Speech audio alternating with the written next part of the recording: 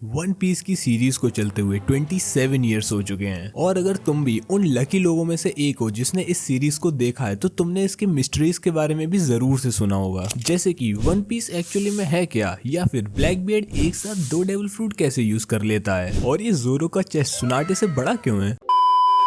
खैर, आज की वीडियो में मैं तुम्हें ऐसे ही वन पीस की मिस्ट्रीज के बारे में बताने वाला हूँ। इसमें हम स्टार्ट करेंगे काफी ज्यादा पॉपुलर मिस्ट्रीज से, लेकिन जैसे जैसे लिस्ट आगे बढ़ती जाएगी मिस्ट्रीज और ज्यादा मिस्टीरियस होती चली जाएंगी। एंड बिलीव मी, इस लिस्ट के टॉप 3 मिस्ट्रीज बहुत ही क्रेजी हैं। What actually is one piece? हर एक बंदा जिसने भी ये सीरीज देखी है उसका ये सवाल रहा है कि आखिर में वन पीस है क्या, वो चीज जिसके ऊपर ये पूरी की पूरी सीरीज बेस्ड है। कई लोगों को ऐसा लगता है कि ये वन पीस भी बाकी पायरेट ट्रेजर्स की तरह हीरे और सोने से भरा हुआ एक बहुत बड़ा ट्रेजर है, लेकिन कम ऑन यार, ये चीज तो सबको पता होनी चाहिए कि वन पीस इतनी सिंपल सी चीज नहीं हो सकती है। लेकिन वन पीस एक्चुअली में है क्या, ये तो सिर्फ ओडा और गोल्डी रॉजर को ही पता है।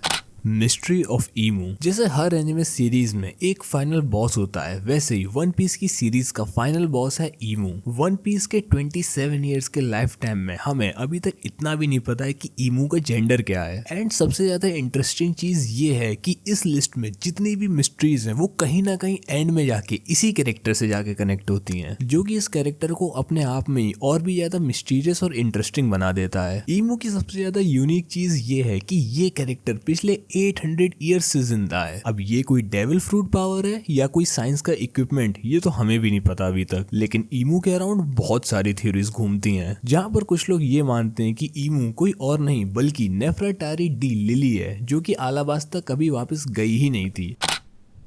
वन पीस में जहाँ जहाँ पर तुम्हें ईमू का नाम मिलेगा वहाँ पर तुम्हें जॉय बॉय का नाम भी जरूर देखने को मिलेगा, क्योंकि जहाँ तक अभी हमें पता है नीका फ्रूट जो कि अभी लूफी के पास है उसका प्रीवियस ओनर जॉय बॉय था, लेकिन ईमू ने 20 किंगडम्स के साथ मिलकर जॉय बॉय को हरा दिया था। अभी एनिमे के कुछ रिसेंट एपिसोड्स में ही हमें जॉय बॉय की पहली झलक देखने को मिलती है, जहाँ पर हमें एमिट के मुंह से ये पता चलता है कि जॉय बॉय कभी किंग ऑफ पायरेट्स नहीं बन पाया था, और उससे ज्यादा हमें जॉय बॉय के बारे में कुछ भी नहीं पता है। कुछ थ्योरीज के हिसाब से ये माना जाता है कि जॉय बॉय इतना ज्यादा स्ट्रॉन्ग था कि उसे नॉर्मली हराया नहीं जा सकता था, इसीलिए उसके किसी क्लोज ने उसे बिट्रे करा, जिसकी वजह से वो ईमू से हार गया और ईमू ने उसके बाद आकर टेक ओवर कर लिया।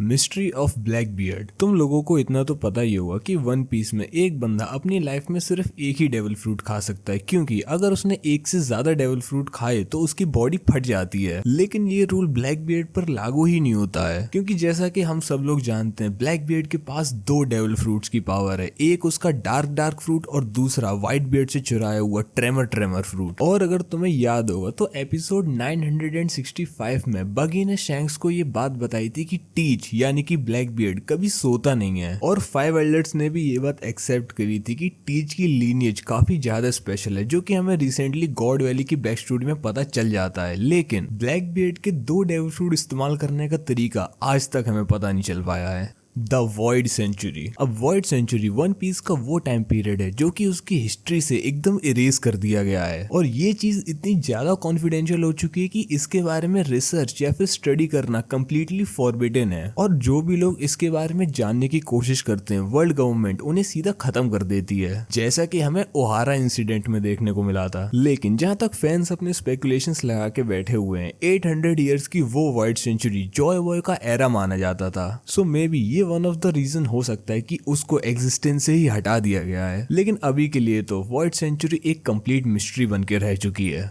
Ancient kingdom. एंशिएंट किंगडम एक एडवांस सिविलाइजेशन थी जो कि अपने टाइम के हिसाब से कई सौ साल ज्यादा आगे थी, लेकिन एक बहुत बड़ी वॉर के चलते ये किंगडम हिस्ट्री से कम्प्लीटली इरेज हो जाता है, और यही एंशिएंट किंगडम वॉइड सेंचुरी का बहुत बड़ा पार्ट है। इस किंगडम को कौन रूल करता था, यहाँ पर कैसे लोग रहते थे, इसका अभी तक हमें कोई भी क्लियर क्लैरिफिकेशन नहीं मिला हुआ है, लेकिन ईमू के हिसाब से वो इस एंशिएंट किंगडम को रूल करता था। एंशिएंट किंगडम के रिवॉल्व अराउंड बहुत सारी थ्योरीज बन चुकी हैं, जैसे कि कैसे ये जाया आइलैंड का एक पार्ट हुआ करता था। एंशिएंट किंगडम एक बहुत बड़ा रीजन है जिसकी वजह से वर्ल्ड गवर्नमेंट ने पोर्नोग्लिफ्स की रिसर्च पर भी बैन कर रखा है। The will of D. One Piece series में ऐसे बहुत से कैरेक्टर्स हमें देखने को मिले हैं जिनके नाम के बीच में एक लेटर डी आता है। एंड अगर तुम वन पीस के रीसेंट मांगा से कॉट अप हो तो तुम्हें ये चीज तो पता ही होगी कि ज़ेबेक ने ईमू के सामने एक बंदे का नाम लिया था जिसका नाम था डेवी जोन्स। जिसके बाद वन पीस कम्युनिटी में बहुत सारी थ्योरीज बनने लगी जिसमें लोग कहने लगे कि डी का मतलब डेवी है और डेवी जोन्स और कोई नहीं बल्कि जॉय बॉय है। और अगर तुम लोगों को नहीं पता है तो मैं तुम लोगों को बता दूं कि वन पीस में सेलेस्टियल ड्रैगन्स खुद को गॉड से रेफर करते हैं। एंड सीरीज में ये बात क्लियरली कही गई है कि जो लोग डी को इनहेरिट करते हैं वो गॉड्स के राइवल होते हैं। और यही वो रीजन है जिसकी वजह से वर्ल्ड गवर्नमेंट हमेशा ट्राई करती रहती है कि जिनके नाम में डी आता है उन्हें एग्जिस्टेंस से ही हटा दे या फिर उन्हें अपनी तरफ कर ले, जो कि इस मिस्ट्री को और भी ज्यादा इंटरेस्टिंग बना देती है। तो चलो अब लिस्ट में बढ़ते हैं अपने टॉप 3 मिस्ट्रीज की तरफ। लेकिन उससे पहले वीडियो को फटाफट से लाइक कर दो और कमेंट में जाके बताओ कि वन पीस में कौन सी थ्योरी तुम्हारी फेवरेट है। और हाँ, वीडियो को हाइप करना मत भूलना। The man marked by flames. Currently the man marked by flames one piece world में one of the biggest mystery बन के रह चुका है। एंड अगर तुम इसका नाम पहली बार सुन रहे हो तो मैं तुम्हें बताता हूँ, इसका सबसे पहला इंट्रोडक्शन यूस्टस किड ने करा था, जिसके बाद ब्लैक बियर्ड पायरेट्स ने भी इसको कई बार मेंशन करा था। और वन पीस मांगा में भी the man marked by flames time to time पर मेंशन होता रहता है। सब लोग इस पर अपनी अलग अलग थ्योरीज लेकर आते हैं, लेकिन अभी तक कोई भी क्लियरली नहीं बता पाया कि आखिर में the man marked by flames actually में है कौन। इसके बारे में करेंटली हमें सिर्फ इतना पता है कि ये एक पिच ब्लैक शिप में ट्रेवल करता है और यही वो बंदा है जो आखिरी पोनोग्लिफ को प्रोटेक्ट कर रहा है। और जब भी कोई इसकी शिप के आसपास आता है तो ये अपने डेविल फ्रूट को यूज करके अपने आसपास बहुत बड़े बड़े वर्लपूल बना देता है, जिससे वो बंदा उस वर्लपूल के अंदर समा जाता है। पोनोग्लिफ्स बहुत बड़े मिस्टीरियस स्टोन है जिन पे एशियन स्क्रिप्ट में हिस्टोरिकल नॉलेज लिखी गई है। ये पोनोग्लिफ्स पूरे वन पीस वर्ल्ड में जगह जगह फैले हुए हैं और एक दूसरे से कनेक्टेड हैं। मतलब कि एक पोनोग्लिफ से तुम्हारे को कुछ हिंट मिलेगा जिससे तुम दूसरे पोनोग्लिफ तक पहुंच पाओगे। वर्ल्ड गवर्नमेंट ने सालों तक इसकी रिसर्च को वायलेंटली सप्रेस करके रखा हुआ है, जिसकी वजह से इसको रीड करने वाला कोई बंदा बचा ही नहीं है। सीरीज के अकॉर्डिंग हमें इतना तो पता चला है कि इन पोनोग्लिफ्स को कोजुकी क्लैन के कुछ बंदों ने बनाया था। इन पोनोग्लिफ्स को पढ़ने वाले काफी लिमिटेड लोग ही जिंदा बच पाए हैं, जैसे कि निको रॉबिन और कोजुकी शुकियाकी। अकॉर्डिंग टू टामागो पूरे वर्ल्ड में टोटल 30 पोनोग्लिफ्स हैं, जिसमें से 4 रोड पोनोग्लिफ्स हैं जो कि एक साथ मिलके एक मैप बनाते हैं, जो कि ग्रैंड लाइन के आखिरी आइलैंड लाफ टेल का रास्ता दिखाता है। Tequila Wolf bridge. Tequila Wolf bridge को स्टोरी में फर्स्ट टाइम साबाओडी आर्क के बाद मेंशन करा गया था। तुम्हें वो जगह तो याद ही होगी ना जहाँ पर निको रॉबिन गई थी। यस, वही जगह है टकीला वुल्फ ब्रिज। मैंने इसका नाम टकीला वुल्फ ब्रिज तो बोला है, लेकिन ये ब्रिज एक्चुअली में 4 पार्ट्स में डिवाइडेड है। Tequila wolf,